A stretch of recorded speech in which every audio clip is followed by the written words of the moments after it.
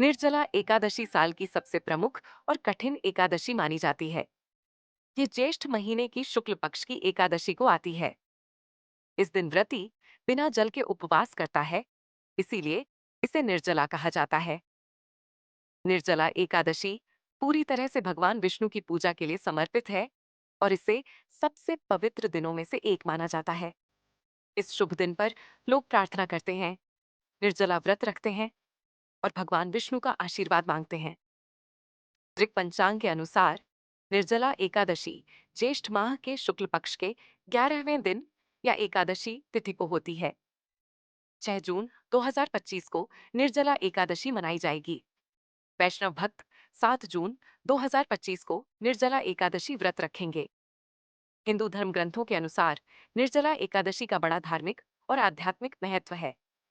चूंकि निर्जला एकादशी शुक्ल पक्ष के दौरान आती है, इसलिए इसे ज्येष्ठ शुक्ल एकादशी भी कहा जाता है।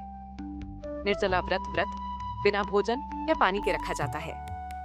द्वादशी तिथि पर भक्तों को अपना उपवास तोड़ने के बाद केवल पानी पीने की अनुमति होती है। सबसे कठोर और पूजनीय व्रतों में से एक है निर्जला एकादशी। भक्त भगवान विष्णु से प्रार्थना करते हैं और अत्यधिक भक्ति और शुद्ध समर्पण के साथ इस व्रत का पालन करते हैं।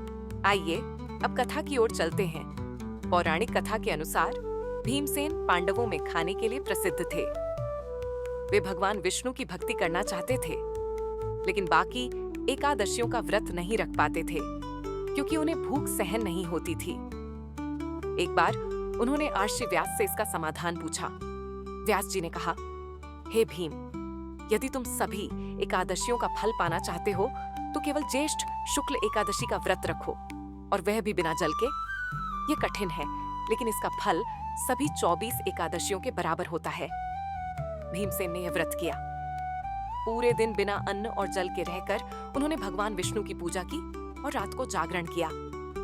इससे प्रसन्न होकर भगवान विष्णु ने उन्हें आशीर्वाद दिया कि जो भी भक्त श्रद्धा से निर्जला एकादशी का व्रत करेगा, उसे समस्त एकादशियों का पुण्य मिलेगा और मोक्ष की प्राप्ति होगी। इस दिन भक्त सूर्योदय से पहले स्नान कर व्रत का संकल्प लेते हैं, भगवान विष्णु की पूजा करते हैं, भजन कीर्तन करते हैं और जल भी ग्रहण नहीं करते। अगले दिन द्वादशी को व्रत तोड़ते हैं। निर्जला एकादशी का व्रत आत्मसंयम, श्रद्धा और भक्ति का प्रतीक है। ये व्रत न केवल पापों से मुक्ति दिलाता है, बल्कि जीवन में शांति और पुण्य भी प्रदान करता है।